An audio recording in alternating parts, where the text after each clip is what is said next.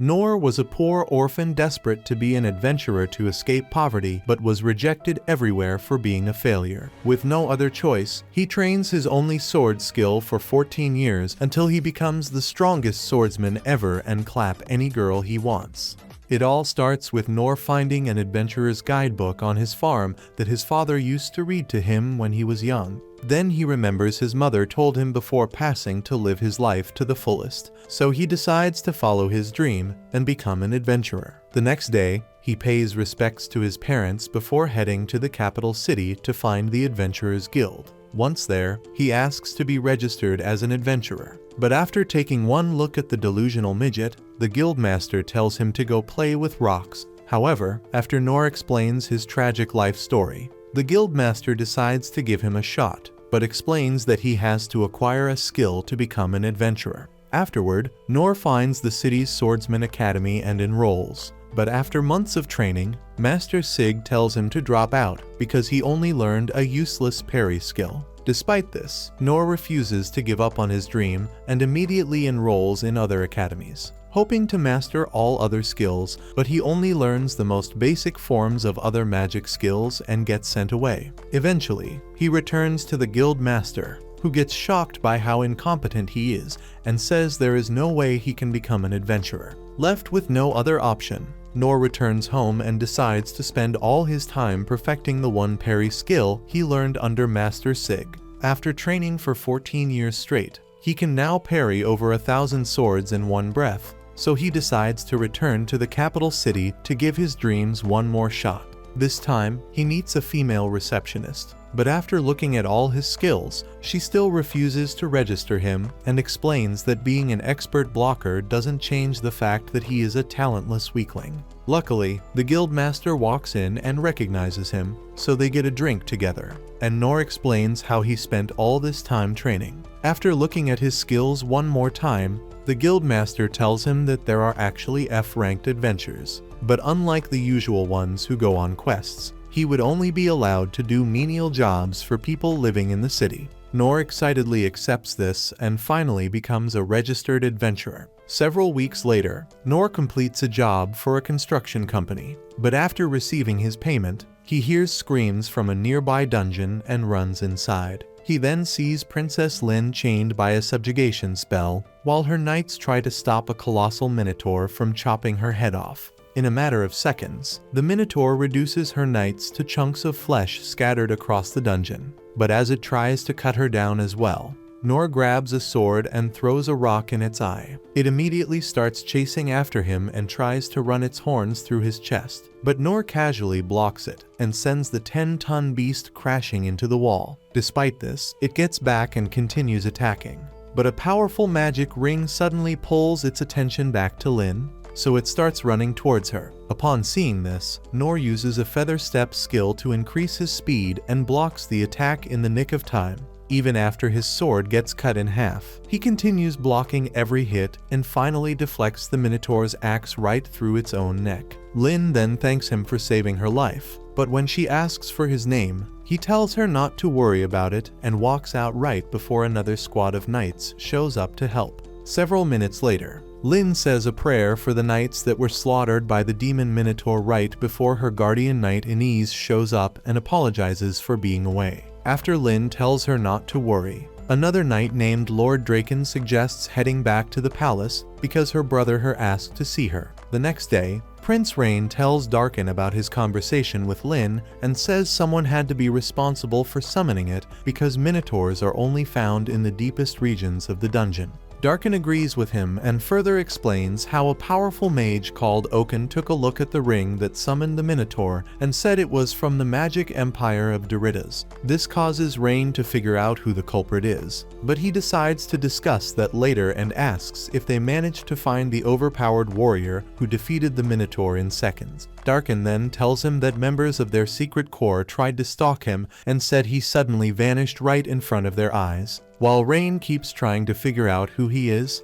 Noor walks into the guild and sees the guildmaster, who immediately asks if he is okay because no one saw him after the demon showed up yesterday. Noor then explains how he decided to go home after realizing that he was being followed and apologizes for making him worry. as the guildmaster continues yapping about how powerful the demon was and says only a powerful hero could have easily defeated an ranked beast. Nor foolishly thinks he got lucky because spending all his life on a farm made him think the Minotaur was just a rampaging bull. The guildmaster then hands over his payment. But then Lynn suddenly shows up and says she had to use a special detection skill to find him. As she tries to start up a conversation, everyone in the guild starts paying close attention to them, so she suggests stepping outside and offers to use a concealment spell to stop anyone from detecting their presence. Nor gets a little confused by the way they are all acting, failing to realize that she is the princess of the kingdom.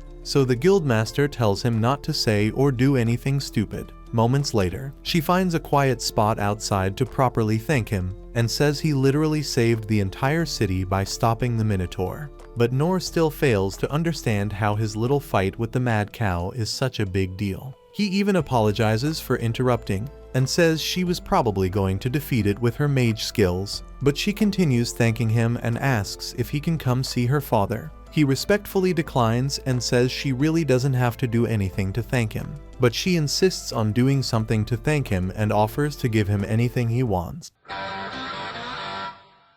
When he turns down the offer again, she gets emotional and refuses to budge until he says yes, so he agrees to see her dad, but tells her not to do anything else. Several minutes later, they arrive at her family's palace, and after Nor takes a moment to look at the insanely large estate, Lynn takes him inside. However, they run into Anise on the way in, so Lynn explains that he is the one who saved her life and asks Anise where her dad is. After greeting her and explaining that her father is currently having a meeting with Rain, Anise hits Nor with a death stare before offering to escort them inside. Seconds later, they run into a self-obsessed creep named Gilbert, who immediately points his spear right in Nor's face and asks who he is. Anise then tells him to drop the tough guy act since Nor is Lynn's guest. But as they walk past, she subtly tells him to follow along in case they need to send Nor back home in a body bag. Around the same time, Rain tells King Clay that Doritas likely orchestrated the attack on Lynn because they refused to give him access to the relics in the dungeon.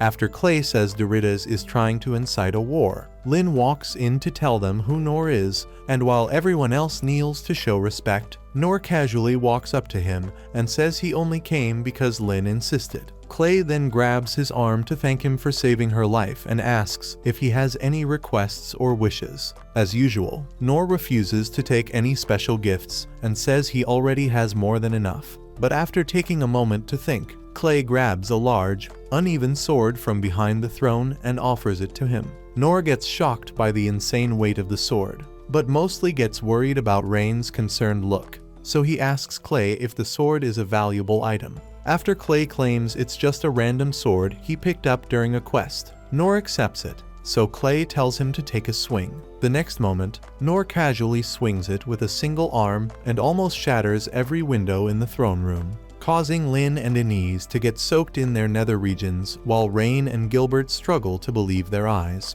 Clay, on the other hand, starts laughing and asks Nor to train Lynn, but Nor immediately refuses and says she should be allowed to choose a master for herself. With that, Clay finally lets him leave, and on his way out, he gets the bright idea to use the sword as a gutter excavator.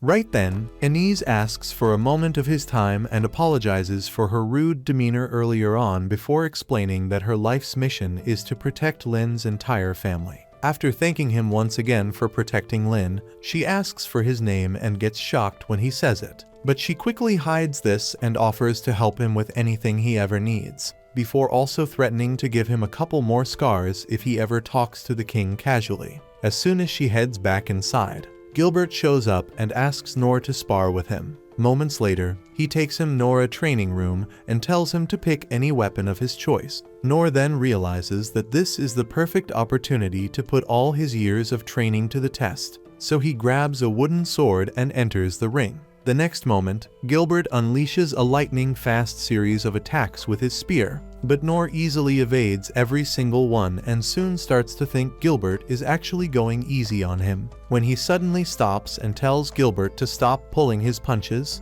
the entire room freezes in shock. But Gilbert calmly accepts and triples his speed in an instant. Noor quickly notices this, but still manages to dodge every single attack. So Gilbert tries to catch him off guard with a powerful strike to the head, but Noor casually dodges it at the last second. After evading a couple more attacks, he stops and tells Gilbert to take it up a notch again. This time, Gilbert gets pissed and decides to go all out, but after still evading every attack, Noor realizes that he might actually be giving it his all and starts feeling bad. Right then, he senses a dangerous attack coming as Gilbert unleashes a powerful move that covers the entire room in a dust cloud. However, after the dust settles, he sees Noor on the other side and freezes in shock, while Noor decides to give up so he can stop humiliating himself in front of the rookies. Minutes later, Noor finally makes it out of the palace and prays he never has to go back, while Gilbert's subordinates all huddle around to convince themselves that Noor only survived because Gilbert used a wooden spear.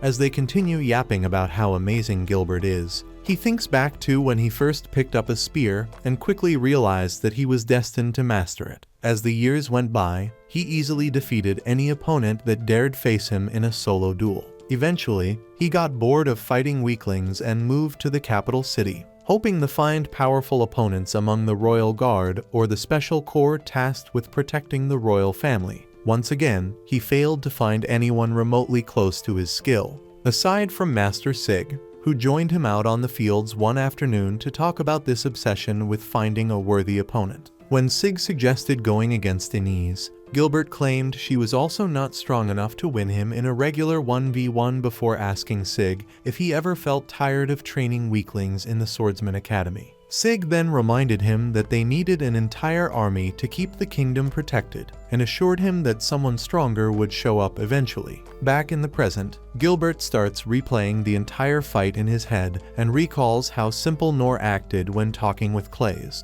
This causes him to get even more confused because, unlike what Noor was thinking, he was actually going all out during their fight and had to use his deadly Dargrave skill in an attempt to land a single hit. After also recalling how Noor decided to accept defeat out of pity, he noticed large cracks in the area Noor was standing and wondered how on earth he managed to exert that much energy while evading light speed jabs. Around the same time, Noor reminisces on how he had to combine physical enhancement and feather step spells to dodge Gilbert and still believes that he was lucky to make it out alive. The next day, he actually uses the sword as a gutter rake and gets excited about how it easily scoops out all the dirt. However, after hours of working, he takes a break in the woods and realizes that he has no other jobs to do for the next couple of days because access to the dungeon was completely sealed off, meaning that the construction company won't be needing him anytime soon. After considering using the sword as a paddle and a pizza pan, he settles on starting a grill shack in his free time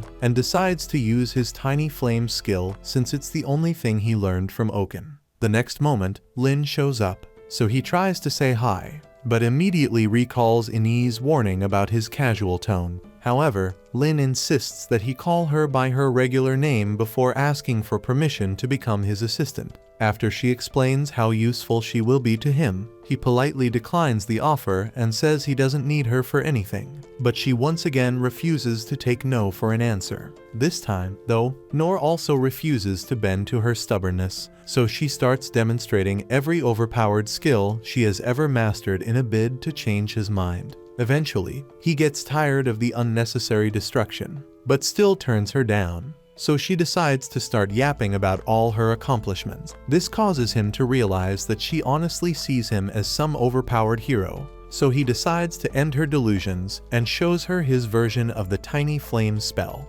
Minutes later, she starts heading back to the city and recalls a popular legend about a little boy who joined all the training programs in the city and still failed to develop any valuable skills. She had grown up believing it was nothing but a story because literally no one had been able to endure 2 programs back to back. But after what Noor did in the dungeon, she had started to put 2 and 2 together. There was also a time in the past when Oaken, who is currently the greatest magician alive, showed her his strongest version of the tiny flame spell. After activating her current version of the spell, she thinks back to the massive fireball Noor created and how he said his 5 other skills were on the same level. This causes her to regret ever showing off her skills because they are obviously nothing compared to his. However, she also gets puzzled by the fact that someone so powerful goes about his daily life as simply as possible. A couple of hours later, she finds him in the city and decides to start following him everywhere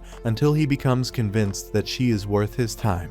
The next day, Rain wonders if Clay was on crack when he casually handed the great black sword over to Nor. Several years ago, when he was still an adventurer, he went on a dangerous quest with a group called the Sovereign Six to explore the deepest part of the dungeon. It was during this quest that he found the sword and immediately got intrigued by its abnormal form. He immediately took the sword back to the city and had the city's greatest smiths and magicians test their most powerful skills on it. But no one could make a single dent in the blade, leaving the entire city in shock because it was clear that something had damaged the blade to its current state. While he decides to stop obsessing over Nor and accepts that he might just be the key to something great in the future, Nor grabs breakfast with Lin and decides to go get a job from the guildmaster, with the hope that she will finally see him for what he is and move on with her life. Shortly after this, they make it to the guild and the guildmaster naturally gets shocked to see the city's most popular garbage boy working with the princess.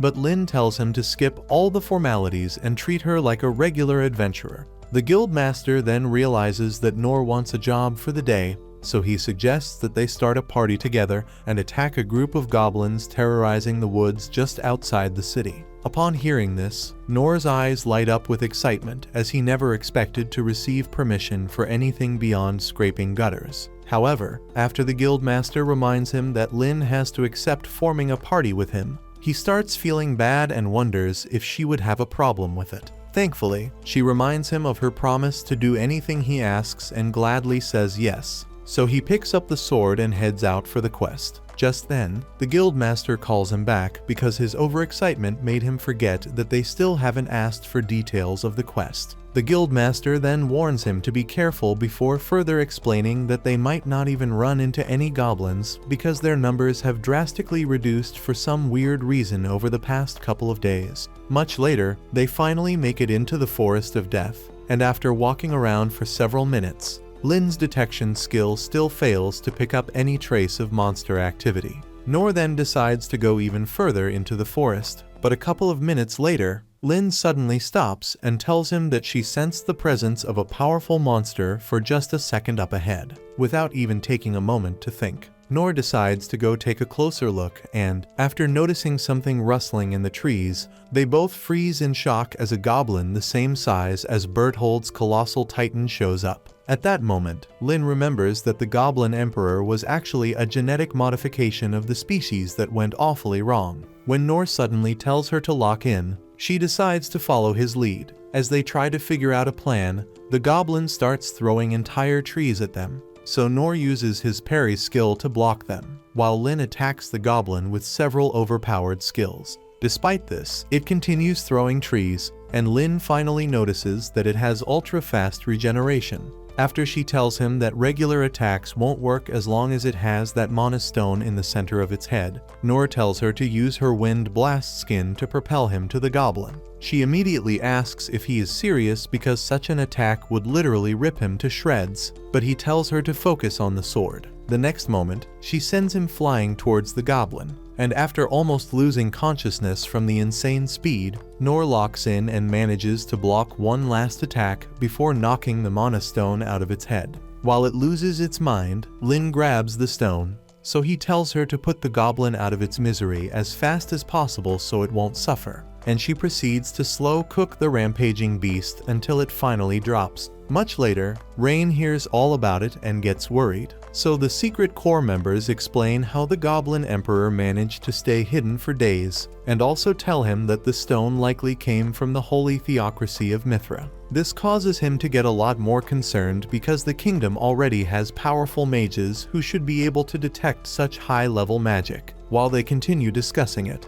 Nor and Lin return to the guild to tell the guildmaster everything that happened. After listening to everything, he becomes convinced that Lin did most of the work while Nor merely watched. But when Nor starts describing the goblin and the mana stone on its head, he gets confused and asks if what they fought was really a regular goblin. To really understand, he asks for proof, expecting that they brought back a piece of the goblin like he told them to earlier. but Noor explains that they had to burn it to ashes. Hours later, Rain reads reports from civilians, each complaining of strange occurrences that recently started happening in the kingdom. After carefully reading through each one, he realizes that the rival nation of Doritas has already started its infiltration plan. So he orders the core members to head to the affected regions to search for leads. He also tells them to summon the Sovereign Six, and after they run out to do as he said, he gets even more concerned, as they have no idea just how much damage is about to be wreaked across the kingdom.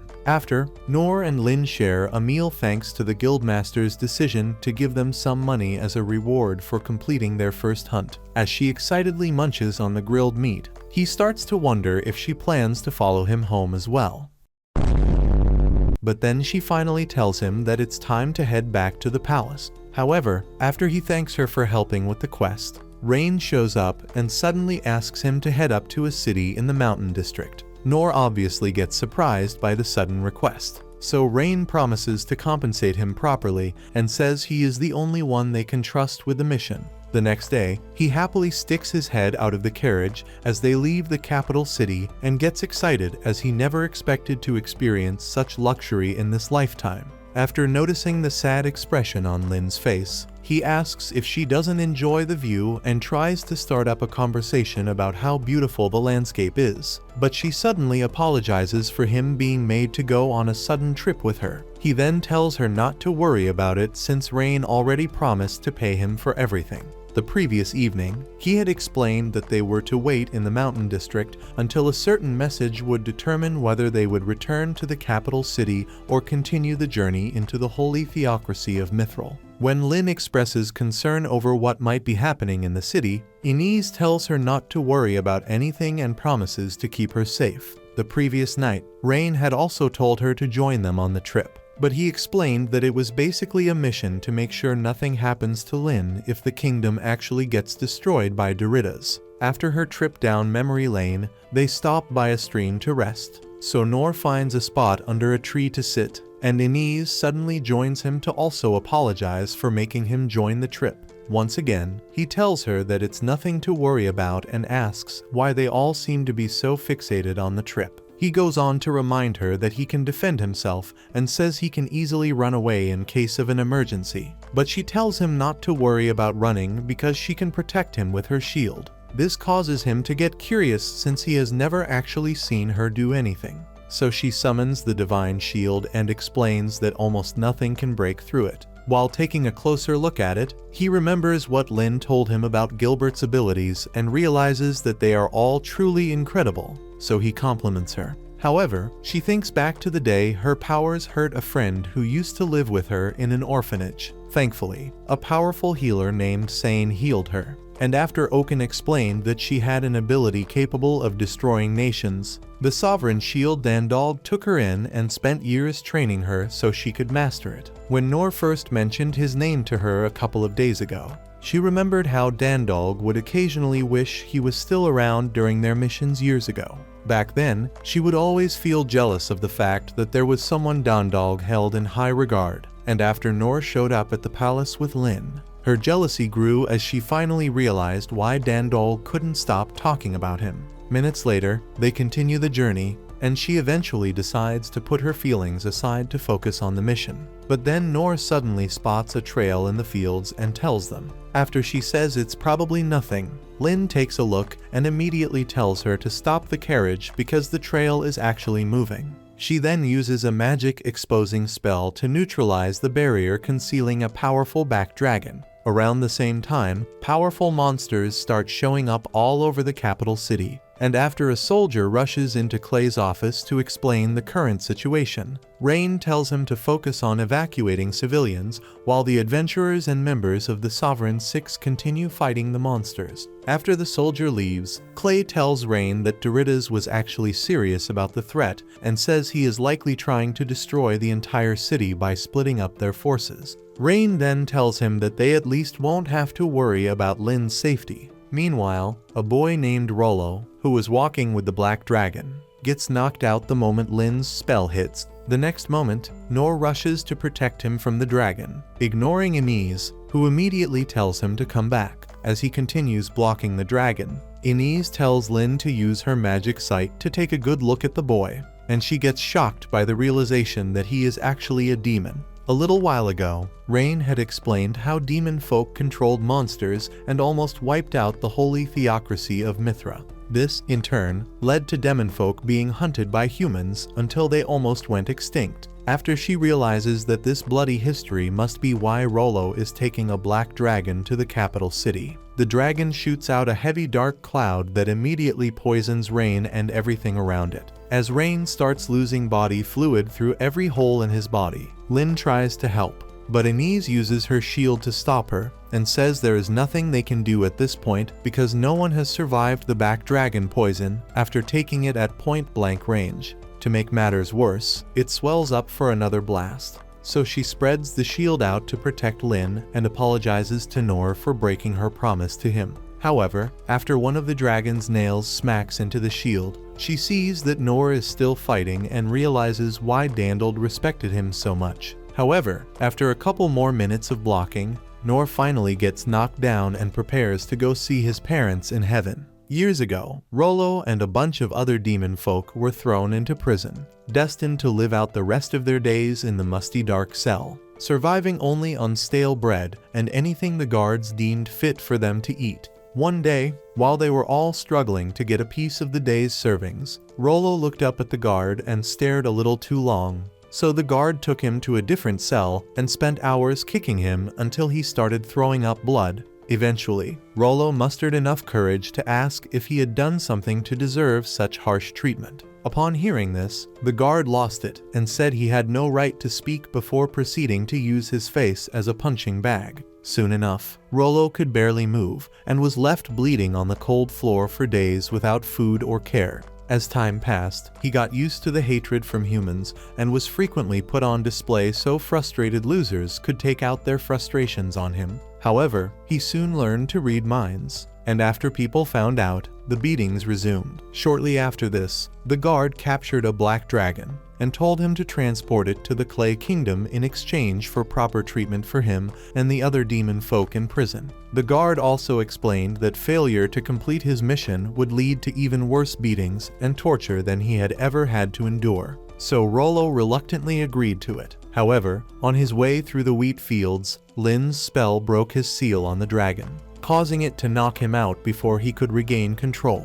At that moment, the thought of failing his mission and causing more pain for his fellow demons made him terrified. But as the dragon started walking over to attack, he gladly accepted his fate, thinking it would finally bring his suffering to an end. However, Noor suddenly jumped in to protect him, which came as a shock as no human had ever tried to help him before. As he watched in shock, Noor got poisoned and quickly used his low-level spell to cure both of them from the poison. However, as the dragon kept spitting out poison, Noor decided to take most of the poison while still keeping Rollo safe with his low heal spell. Once again, Rollo struggled to believe his eyes and could only watch as Noor kept fighting and eventually passed out. Years ago, Noor was still in the process of learning how to fend for himself after failing to become an adventurer. So he went into the woods to gather herbs for some homemade soup. Later on, he finally made the soup and was enjoying every spoonful until he collapsed in a pool of his own blood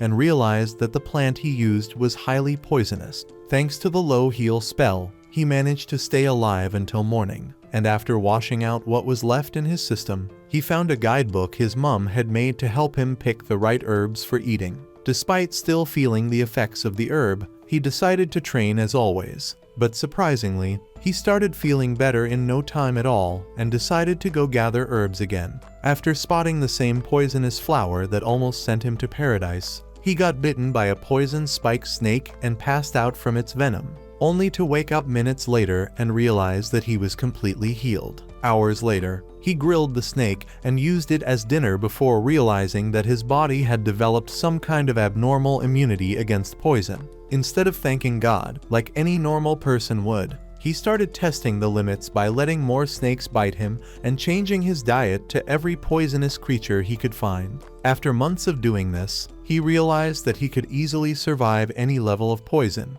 and would only pass out on occasions where the dose was unusually high. Back in the present time, his abnormal immunity saves him once again, and after making sure Rollo is okay, he continues blocking the dragon and breaking off its claws until it decides to hit him with the ultimate poison bomb. Lin sees this and tells him to run, but just as the dragon tries to blast him, he slams the sword into its mouth, causing the poison to explode through its back and disintegrate it from the inside out. As its corpse slowly melts away, he walks over to Rollo and asks if he is okay. Rollo then says he is good before explaining that he was actually taking the dragon to the capital city. Noor, who thinks the dragon he just fought is actually a frog, immediately starts to panic and fears that he just stopped Rollo from delivering valuable supplies to the city. After thinking of all the time Rollo likely spent growing it on a farm, he apologizes for being so inconsiderate, but Rollo stops him and says it's okay, so Noor asks how he even got it to travel with him. Rollo then slowly explains his ability to control monsters, expecting Noor to get scared or attack him. But Noor gets excited to hear about such a skill and calls it an amazing talent. As he starts explaining all the things he could probably do with such a skill, Rollo explains that it's actually a regular thing for demon folk like him and asks Noor why he isn't scared. Noor gets confused by the question and asks why he would be scared in the first place. So Rollo explains what he is in more detail and tells him that people are generally more cautious around demon folk. Noor then tells him that his ability is incredible and says there are definitely people who would find someone like him extremely useful. Hearing those words triggers a sudden rush of emotion that Rollo never expected to feel. So he starts crying and asks if someone like him can be useful to others. Just as Noor walks over to pat him on the head, Lin runs over with unease and asks how he is still alive because no human should be able to withstand a black dragon's poison. After Noor says he is perfectly fine and shows her his arm, she takes a closer look and remembers when Sane told her about Sacred Spirit, an S-tier skill that completely purifies the body from any attack. However, it took Sane several decades to master it, which would mean Noor only took 14 years to be on the same level as Sane. When he suddenly asks her to take a look at Rollo, she gets worried about what he really is and tells Noor to be careful. Noor then suggests taking him along in the carriage, but Lin and Inez immediately refuse and explain how dangerous he can be. Despite this, Noor insists on helping him, so Inez takes a close look at him and realizes that he is definitely a slave just because of how timid and malnourished he looks. Lin also realizes that she is only judging him based on things she has heard, and after taking a good look at him, she decides to help and supports Noor's suggestion to take him along. However, Inez explains that they can't take him to the holy theocracy of Mithra, since demonfolk were banned a long time ago.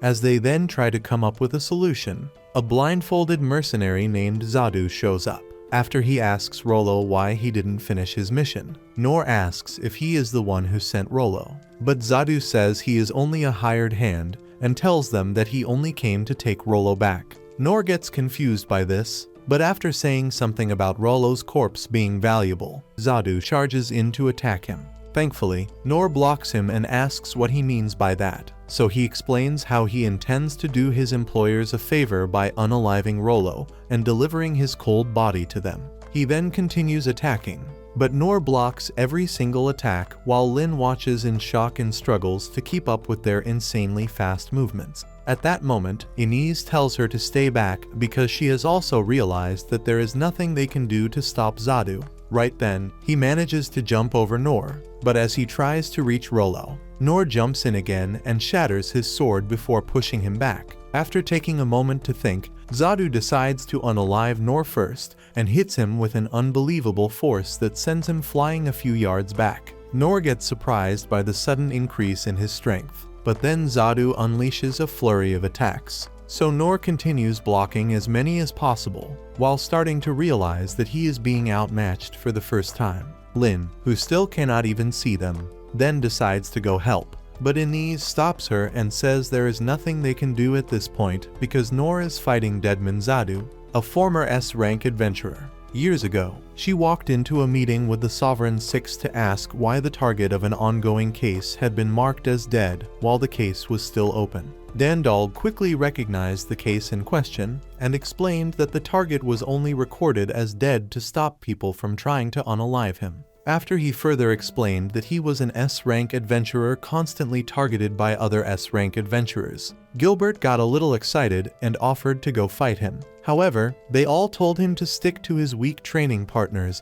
because Zadu would have his head on a platter before he even blinks. Oken then explained that Zadu reached S-rank at a very young age and quickly rose to the top of the adventurer food chain because of how ruthless he was. As time passed, other adventurers started going after him because he always answered to the highest bidder and didn't care who or what he had to destroy as long as he got paid. This causes a huge bounty to be placed on his head, but as more people kept trying to unalive him, his body count surged after he finally took a contract and destroyed an entire country on his own. They officially claimed he had been unalived in battle to stop more people from going after him.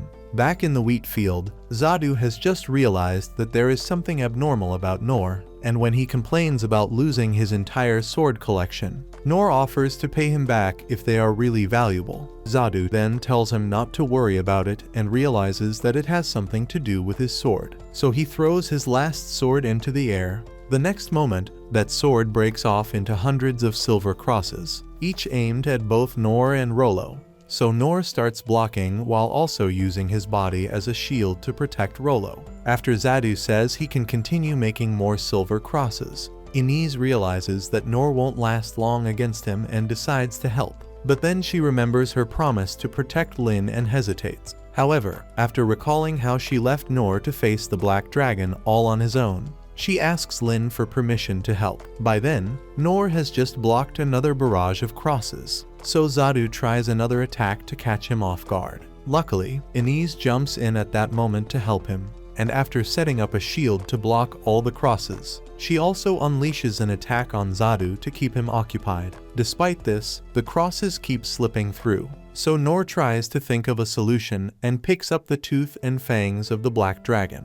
After asking Inez to open a hole in the shield, he uses physical enhancement to triple his arm strength and throws the dragon's fangs into the swords, causing the crosses to shatter on impact. As he continues destroying the swords, Zadu suddenly appears right in front of Inez and tries to stab her in the eye. But Nor easily blocks him again and politely asks if he can stop the surprise attacks. Zadu then notices that his strongest blade just snapped in half, so he asks what on earth is in Nor's sword before resuming his attacks. After a couple more minutes of failing to land a single hit, he jumps back and decides to pack it up for the day, because Nor has easily destroyed his entire collection of swords and obviously still has enough strength to continue fighting. After Nor apologizes for destroying his weapons again, Zadu calls him and tells them to expect a fiery celebration at the capital city. He then tells Rollo to thank whichever god he prays to before suddenly trying one last surprise attack and leaving. Moments later, they return to the carriage to discuss the celebration Zadu was talking about.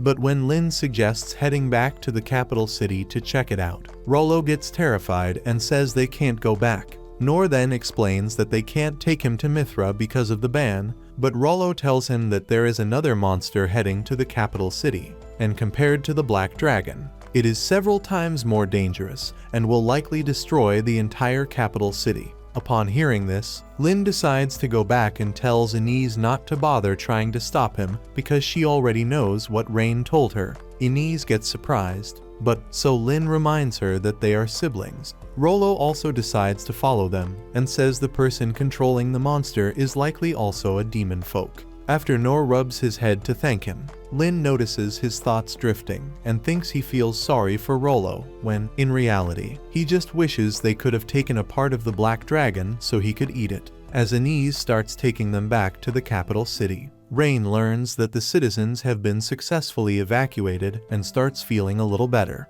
But then he gets concerned since they have no idea where the next attack might come from. At that moment, he looks up and notices a concealment sphere, so he attacks with a seal-breaking spell and watches in horror as a dragon of calamity enters their airspace. Years ago, Nor's dad taught him how powerful dragons, but he mostly obsessed over the heroes of legend who defeated dragons, so his dad told him how strong they had to be just to survive a dragon attack. Back in the present, he senses something powerful from the carriage and tells Lin. but she dismisses him until she takes a look and sees the Dragon of Calamity flying into the city. At that moment, all the locals left inside freeze and watch in fear as it flies in and starts destroying houses just by flapping its wings. Upon seeing this, Rain almost loses bladder control and realizes just how psychotic King Doritas is, so he orders an immediate evacuation of everyone in the city. Meanwhile, the Sovereign Six desperately try to fight off the endless hordes of monsters keeping them separated,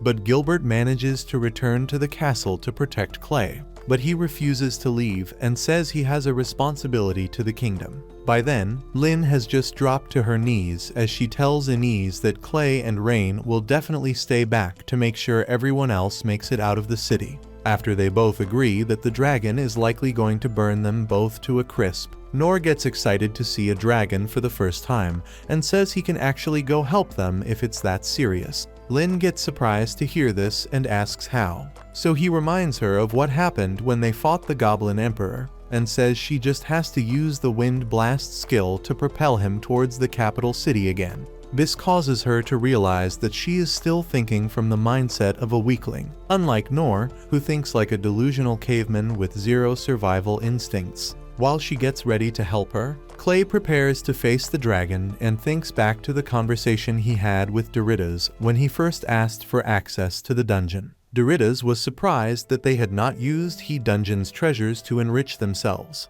and when Clay explained that they were simply being careful since a lot of the so-called treasures could be dangerous, Doritas mocked him for being weak and promised to take the dungeon by force. Moments later, he reaches a high point in the castle and reminisces on the time he would spend with Lynn before deciding to fight the dragon. As the dragon walks over to face him, Inez offers to help Lynn with the Wind Blast spell and creates a cannon-shaped force field so she can focus all her energy into one supercharged blast. When she tells him that the blast will be a lot stronger than last time, he tries to stop, but she unleashes the Wind Blast spell and sends him flying towards the city. Moments later, Clay sees that the dragon is preparing to use its Elder Breath, a powerful blast that obliterated the entire empire over a century ago. Knowing he doesn't have a chance to survive it, he pulls out a sword called the Blast Sword that channels every ounce of life in its wielder to deliver a devastating attack. Upon seeing this, Rain and the Sovereigns realize that Clay is about to sacrifice himself, so they all watch in silence and accept that the nation is about to be destroyed. However, at the very last second, Nor counters the dragon's blast with a brutal hit that redirects the blast to the open plains. This also causes the dragon to fall, but it quickly gets back up and wonders how a teeny little man could muster enough strength to land such a devastating blow. Pissed off, she immediately tries to end him with a powerful tail swipe, but Nor easily blocks it and realizes that the feared dragon is a lot less scary than what he just survived. When Lynn first shot him towards the city, he blacked out and almost crashed into the ground, but after managing to regain consciousness, he used physical enhancement and a feather step to run and jump over the walls. After his trip down memory lane, he continues fighting the dragon while Lynn, Inez, and Rollo try to reach him. At that moment, a large boulder gets thrown in their direction, but Inez manages to protect them before seeing 3 goblin emperors heading towards them. While trying to think of an escape plan, Lynn remembers when she and Nor fought the colossal Goblin Emperor and realizes that these 3 are small chumps compared to that, so she tells Inez to relax. However, as the goblins run towards them, her initial bravado fades away until Rollo uses his powers to stop the goblins from moving. Lynn immediately takes the opportunity to freeze them, and after Inez uses her powers to create a powerful sword, she breaks them apart. Lynn then wonders if Rollo knows how powerful he is because she can easily tell that he is still terrified. Meanwhile, the Dragon of Calamity gets frustrated as Nor continues breaking off her claws like it's no big deal. After a couple more attacks, she flies off and tries to use her Elder Blast on him, but he easily deflects it with the sword, shocking Clay and everybody else. The dragon, however, gets even more surprised by this and starts crying out because Nor has refused to acknowledge her strength. In a final attempt to overpower him, she tries to bite his head off, but he once again blocks it and chips one of her teeth in the process. The next moment, she falls right in front of him and submits, so he takes a look around and decides that unaliving it to offset all the damage it caused is worth the extra stress. After also realizing that she doesn't want to fight anymore, he sits down with it. Just then, Lin and the others run up to meet him. So he gets back up and assures them that there is nothing to worry about before thanking Rollo for using his powers to make the dragon calm. Rollo gets confused by this and asks what he is talking about. So Noor says he was just trying to thank him for the help, because there is no way such a powerful dragon stopped in its tracks because of him. After Rollo explains that he had absolutely nothing to do with it. Noor remembers when he talked about people being scared of his powers and thinks he is denying it to protect himself. He then decides to accept Rollo's claim, but suddenly asks him to send the dragon away. Upon hearing this, Inez reminds him that it's a dangerous creature, and even Lin suggests chopping its head off. But Noor insists on keeping it alive and says there is no point in attacking when it has already surrendered. After they agree, Rollo hesitates and says he can only try to ask it nicely. So Noor tells him that Lin and Inez are not scared of his powers to make him feel better. Rollo then walks over and begins communicating with the dragon before turning back to tell Noor that it will only answer to its master's orders. While Inez and Lin get shocked by the fact that it now sees Noor as its master,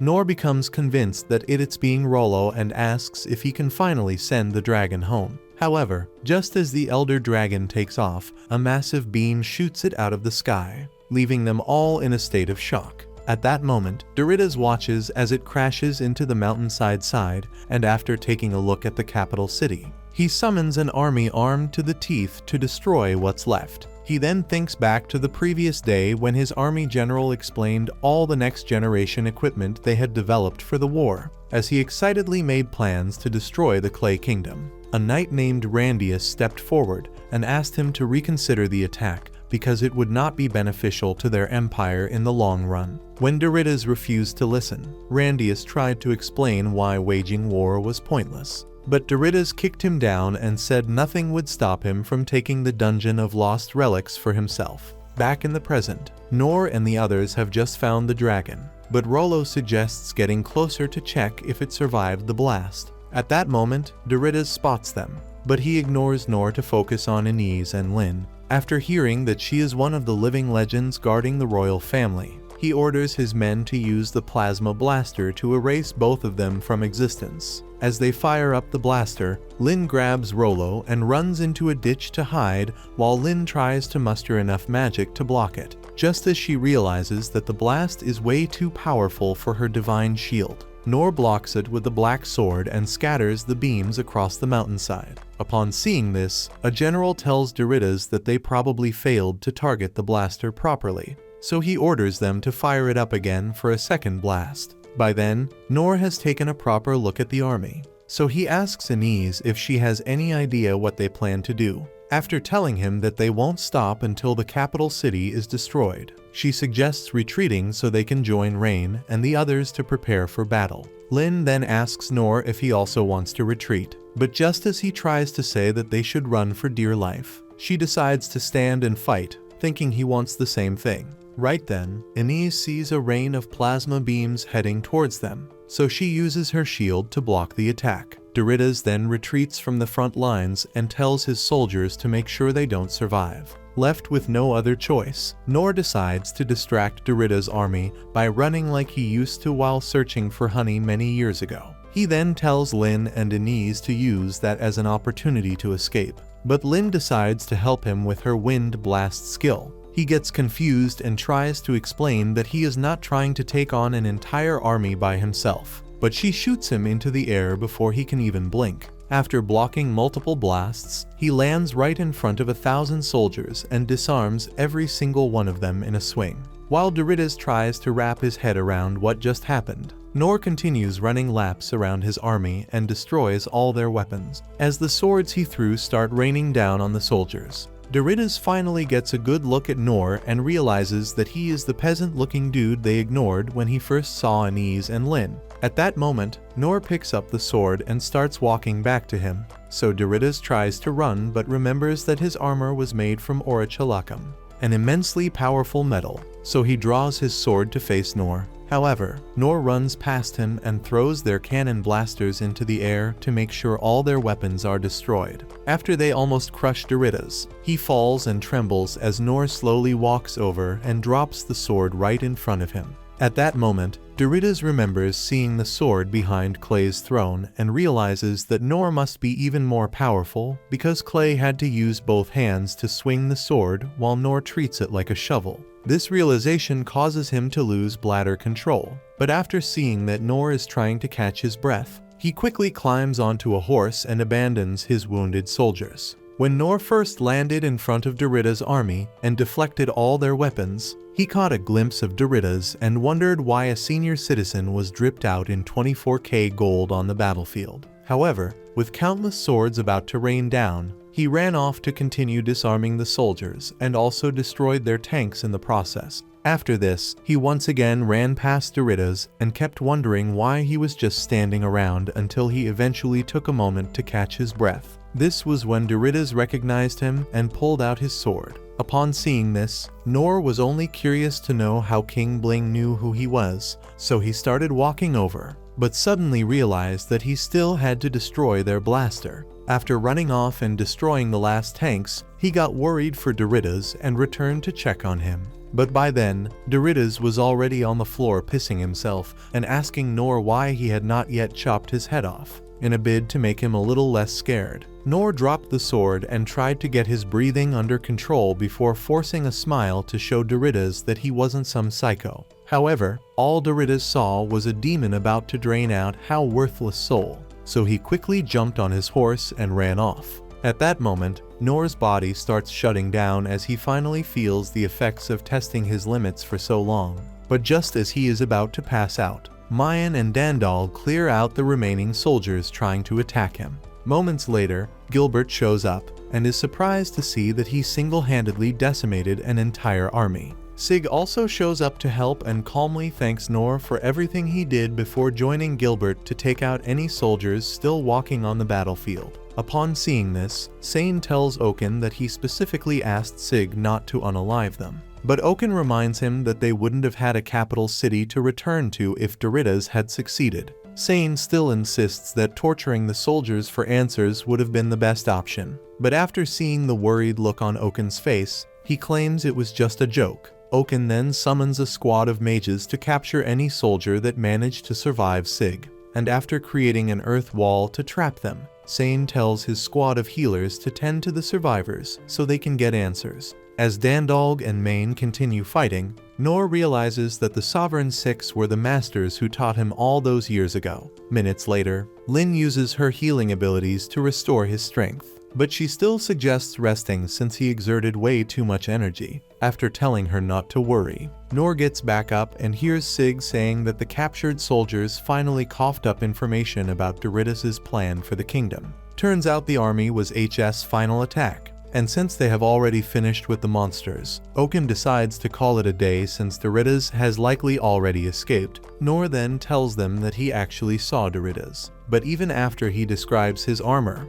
Oaken insists that there is no point in trying to chase after him unless they can fly. At that moment, Noor remembers the dragon, so he takes them to see it. And while Oaken struggles to believe his eyes, Sane starts healing the dragon and reminds Oaken of who Noor is. After they catch up, Oaken asks if he can actually get the dragon to carry all of them. But Noor explains that Rollo is the one powerful enough to give orders. Surprised, Oaken asks Rollo if he is really that confident in his abilities. And when Rollo says he actually has no sense of self-esteem, Oaken nearly pisses himself as he fears that they might have just signed their death certificate. Noor then tries to explain what Rollo is. But then the dragon wakes up and immediately starts yelling like it's their fault it got blasted. Rollo immediately uses his powers to understand what it's feeling, but Noor easily realizes that it's pissed off. After Rollo says that it wants revenge, they decide to catch a ride and help it get payback on Doritas, but then Lin and Anise decide to join the trip.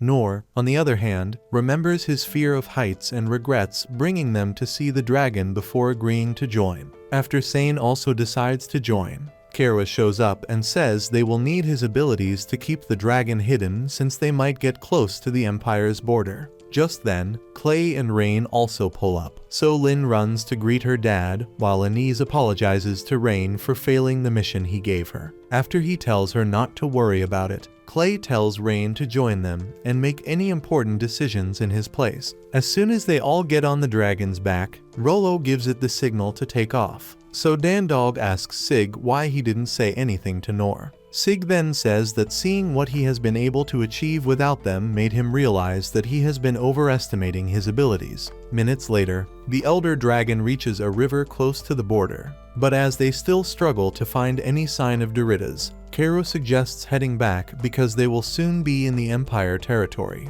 meaning they will likely get shot out of the sky. Just then, Lynn spots Doritas on the bridge, but Kero still insists that they won't get to him in time. Rain then takes a moment to think and says they have to capture him no matter what because he is likely going to cook up an even better scheme and wage war on the capital as soon as he restores his army. Upon hearing this, Anise asks for permission to destroy their walls and defense. So Rain tells her to go all out since they might have to use the walls as an escape route after she destroys everything in sight. The Elder Dragon flies into Empire territory to continue chasing Doritas. So Lynn prepares herself for what could be the greatest battle of her entire life. After taking a look around and remembering that she is with the strongest people on the planet, she sees Nor in a meditative pose and thinks he is also preparing for battle, failing to realize that his brain hit the snooze button the moment they took off. Several minutes later, Doritas returns to his palace and immediately starts blaming his advisors for being useless and giving the army useless weapons. The next moment, he spots the Elder Dragon flying straight toward them and almost passes out as he struggles to understand how it survived. After remembering who Slain is, he loses it and starts yelling at everyone to find a solution. So Randius tries to calm him, but he continues yelling and tells Randius to find a solution instead of being a worthless knight. Upon hearing this, Randius calmly walks out with a plan in mind. But Doritas pays him no mind and tells his 3 subordinates to fire up a weapon called the Karanos. They all immediately warn him against it and explain that the weapon is still too unstable, but he refuses to listen and says they only need 1 shot to win. Once again, the top engineer tries to warn him of the danger of using it, but Doritas kicks him into a wall and orders the other 2 to use mana tracing to ensure it has enough juice to finish off the Elder Dragon. The next moment, they divert all power in the city to power the weapon, and after Doritas gives the order, they release a powerful blast towards the Elder Dragon, but Nor deflects it at the last second, causing the blast to get redirected. Upon seeing this, Doritas gets scared and asks why it's heading back towards them, so they remind him of the mana tracing settings he suggested and explain that it's heading to their mana reservoirs. When he starts blaming them again, they quit their jobs and run out to save themselves. The Great King then breaks down as he watches his empire crumble before his eyes. Seconds ago, Nor had jumped off the Elder Dragon's back to block the blast, but he ended up crashing into the Doritas' high-tech castle. As Randius and his order of knights prepare to chop his head off for bringing destruction to the Empire, Nor crashes in and tells them to relax. After Randius refuses, they all charge at him, but he easily pushes them back and shoves Doritas' head into the ground to protect him. Randius then asks if he is some sort of bodyguard, but he explains that he just doesn't want them to unalive an obviously weak and useless old man. The next moment, one of the knights throws a magic grenade, so Nor kicks Doritas into a wall and asks why they are trying to attack if he is the Emperor. They then explain how he has put the lives of everyone in the Empire in danger and throw a couple more grenades at him. But Nor uses the feather step skill to grab Doritas and slam him on the ground. After saying that Doritas is probably going to kick the bucket soon enough, Nor asks why they can't just wait for nature to do her thing. So Randius explains that they need to chop his head off to show the Clay army that they never had any intentions of starting a war. Just then, Rain and the others walk in, and Lynn immediately runs over to Nor to make sure he is okay. Rain then thanks him for everything and promises to handle the rest. So Nor wishes them luck and heads out. After greeting Randius and the other knights, Rain explains that they also have no intention of fighting and only want to take Doritas so he can pay for his crimes. When Doritas asks for forgiveness, Rain promises to forgive him before he suddenly starts listing out the number of people who were either eaten by monsters or crushed by debris due to the attack he launched on the capital. He goes on to say that Doritas will only receive forgiveness if he experiences the same amount of pain all those people did. But Doritas gets confused by this, so Sane explains that they will literally rip him apart limb from limb and reattach him every single time so he can continue suffering until they get satisfied. Upon hearing this, Doritas releases a steaming pool of piss and tries to beg, but Rain tells him not to worry since they plan to keep him alive through everything. Moments later, Lin completely heals Nor, and after thanking her, he takes a look at all the mana furnaces and starts feeling bad since he never intended to cause that much damage. After she tells him not to worry about it, Rain returns with the other and tells him that the war is officially over. With Doritas to be put behind bars, the Order of Knights decided to train his grandchild to take over the throne in due time. Just then, Randius and the Knights come out to apologize to Nor for their hostility earlier, and they also thank him for stopping them because unaliving Doritas would have likely resulted in a civil war. After telling them not to worry about it, Nor apologizes for the mana furnaces and thanks them for building such a large castle because it was the only reason he managed to survive after jumping off the Elder Dragon. Hearing this causes Randius to start laughing as he finally realizes that Nor is just an overpowered weirdo. But they all still promise to come running if he ever needs their help for anything. Right then, Rollo tells Nor that the Elder Dragon is tired of staying in the Empire, so they bid each other farewell and take off. Much later, they return home, and Clay immediately asks Nor to name any reward he wants, but Nor refuses once again. When Clay insists on giving him something, he remembers Rollo's situation and asks Clay to let him live a normal life in the city under proper care like any other citizen. Clay gets surprised by this and takes a moment to think, since housing a demon folk like Rollo could cause an issue with Mithra. However, after Nor refuses to accept anything else and tells him to divert those resources to the affected civilians, Clay starts laughing and accepts. In a dream later that night, Rollo remembers his lifelong wish to eat good food and be useful to people without receiving a brutal beatdown in return. After waking up, he heads down to have dinner with Inez, who then explains that he will be living with her for the foreseeable future. Minutes later, she realizes that he hasn't touched the food and tells him to eat it. So he slowly takes a bite out of the bread and immediately starts crying tears of joy. The next day, evacuated civilians start returning to the kingdom, so Nor also heads out to check on everyone.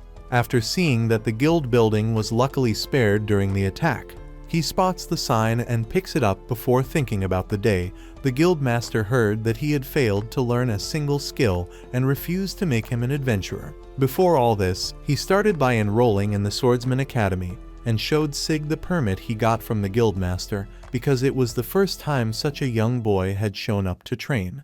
By the end of the first day, Sig saw his hands bleeding and was convinced that he would be out by day 10.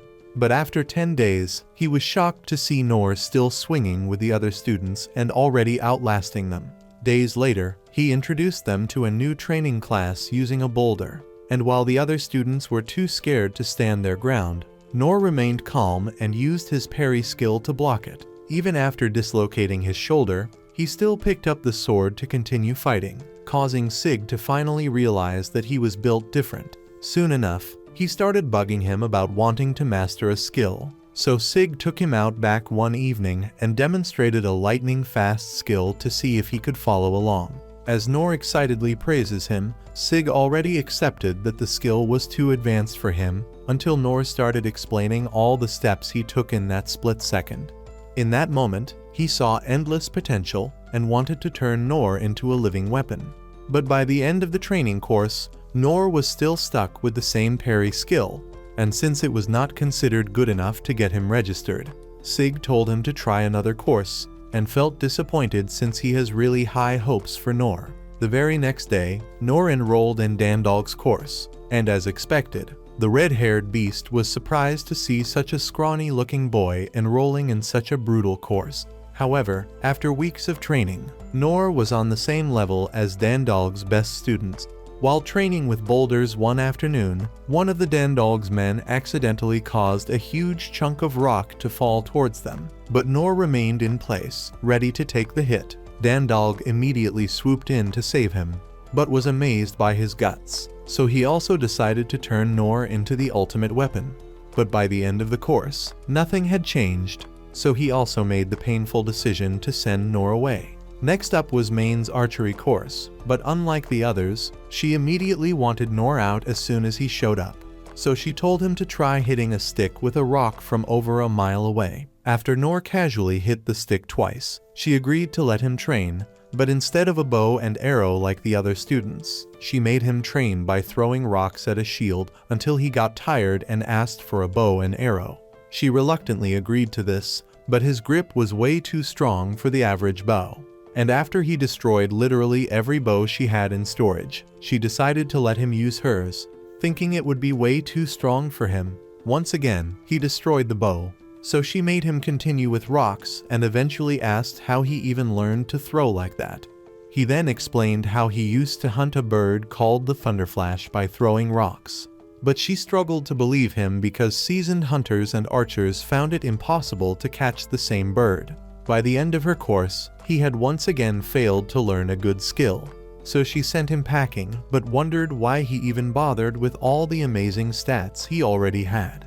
Next was the spy course with Caraway, and once again, Nor easily scaled through the course, but he still failed to learn the right skills to get registered as an adventurer. So Caro broke the bad news, but could also tell that he had immense potential. After leaving, Nor immediately signed up for Oaken's course. But after weeks of trying, he could not use a trace of magic, so Oaken realized that he had no mana flowing through him and suggested spending some time in the mana resonance chamber. After warning him to leave as soon as he feels uncomfortable, Oaken left and almost craped his pants a couple of days later when another student told him that Nor was still in the chamber. He immediately rushed in to save Nor, but our boy was just chilling this entire time and even chased Oaken out so he could keep his focus. Unfortunately, by the end of the course, he could only use the tiny flame spell, which made Oaken think he was a lost cause until he summoned 2 tiny flames with both hands, a feat that took him 50 years to master. Unfortunately, this was still not enough to get him registered, so Nor left and made his last stop at Sane's Healer Academy. After Sane explained that he needed to have received divine blessings at birth to even qualify, Nor refused to leave, so Sane left him outside for weeks until he almost lost his life to the brutal cold. However, even after closely training him for all 3 months, Nor still couldn't develop a good skill besides low heal, so Sane decided to send him off as well, but explained that his ability to use low heal at all is nothing short of a miracle. The next day, Sane heard that Nor had left the city, so he called for a meeting with everyone else, and they all got upset because, despite his failures, they could tell that Nor had the potential to surpass all of them. After agreeing to get him back and train him together, they all started searching for him. Back in the present, he walks into the guild to return the sign to the guildmaster, and after they both catch up on what happened over the last few days, the guildmaster asks if he needs a job because the construction guild could use an extra pair of hands. Hours later, he starts working on a site and reminisces on everything that happened while Clay and Rain discuss how the holy theocracy of Mithra helped Doritas attack them, because the mana stones used to control those monsters can only be developed in Mithra. After agreeing that they still have a lot to worry about, Clay decides to focus on rebuilding since they still have the Sovereign 6 and an overpowered F-ranked adventurer who doesn't even know how powerful he is. Early the next day, Lynn shows up on the site to hand out food, and after spotting Nor, she runs over to say hi and also gives him some bread. After eating, he also decides to focus on helping the city rebuild and saves another worker from falling debris. Why could no one find Nor when he has lived in the woods just beyond the city all this time?